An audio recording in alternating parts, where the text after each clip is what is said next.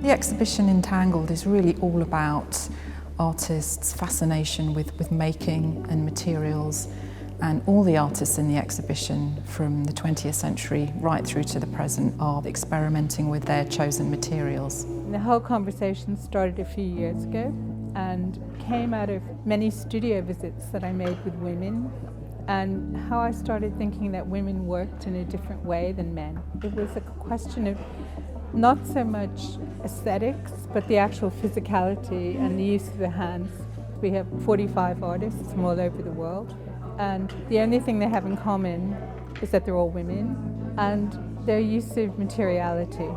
I feel as a woman artist that I am outside of things, but I quite enjoy that position and I'm kind of used to it now. There is no real path, I think, if you're a female artist. You have to find your own way and create your own opportunities. And there are plenty of opportunities for men and women, but I feel that I have had to really fight to continue to make my work. A major influence has been the work of Louise Bourgeois. I found the emotional content of her work so powerful, and that really drove my own practice, I suppose. I was a bit obsessed by her approaches to different materials, and her work gave me the confidence to kind of pursue my own direction and not play safe, perhaps, with certain subject matter. It is not the emotions themselves, it is the intensity of the emotions are much too much for me to handle. And that is why I transfer them, I transfer the energy into sculpture. This applies to everything I do. It has nothing to do with the craft. It has nothing to do with the how to manage materials. The materials are not the subject of the artist. The subject of the artist is emotions and ideas, both. A number of artists from the mid-20th century, such as Sonia Delaunay, also Annie Elbers and Hannah Regan, they made radical new artistic statements. In the case of Sonia Delaunay, she was hugely influential in the development of abstract art. The first abstract object that she made was a blanket for her baby son in 1911. And when she made this abstract collage blanket, it reminded her of a cubist collage of the kind that painters like Picasso were making at the time. And she then took this idea and applied this very radical, colourful, abstract language to a whole range of different techniques and media throughout her career. So she was a hugely influential figure. Je crois que ce qui est merveilleux, c'est que vous ayez exprimé vos conceptions artistiques dans la vie de tous les jours, enfin sous forme de robes. Vous avez été la première à faire des robes abstraites. Oui, moi j'ai toujours tout changé autour de moi. J'ai commencé à faire les robes. Des croquis, j'en ai toujours fait. Et je dois dire que c'est ça qui a aidé la peinture moderne de rentrer dans la vie. Parce qu'à l'époque, le moderne était une bête noire. Having historic figures against young figures is really interesting as well, and giving younger artists a chance to respond to this work, so that you're responding to the wonderful work of Eva Hess. While she had a very short life, had a very influential life on the art world. I think Eva Hesse really opened the kind of minimalistic language, and she put a kind of organic view to it. It began to get alive, and this is what, for me, is the important key of her work. Women weren't even seen, so that you were invisible.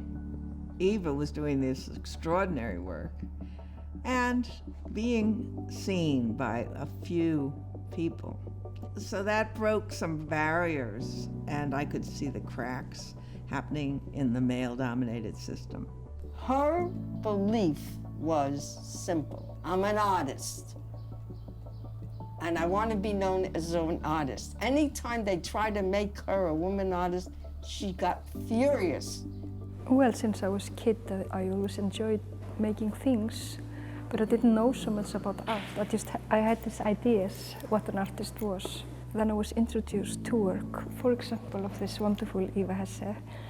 And I remember it was just all of a sudden there was just this window that opened up, And I knew where I belonged to. There's this subtle line because I could have been kept out of it. And then I also realized that I had been looking at things and I had already been in that world, but I didn't know how to communicate it.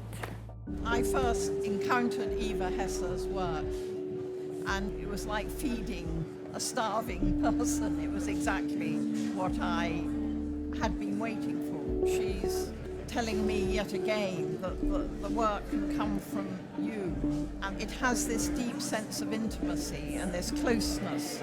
You can still feel the presence of the act of making. The artist is there, embedded in what you're looking at.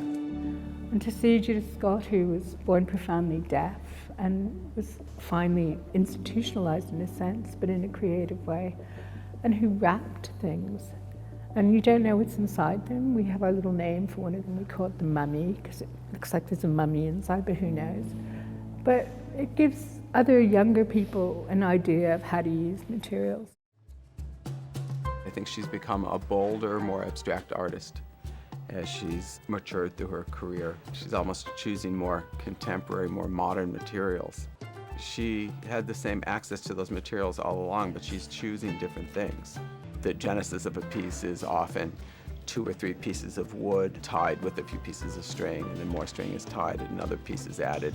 So the sort of first form, the first bulk happens quickly, and then it can slow down. She might move to thread. My work is coming out of a very intimate approach to the world. So the touch is very important for me. And when you see my works, you understand that it's really a kind of relationship to the material. And the material leads me somewhere. I'm not working out of nothing. I'm into material. I like to touch, and I'm quite physical in the way how material becomes alive with their touch, you know, and the way that you can look at things and you have this urge of you just want to respond to it, you know. You want to continue making work.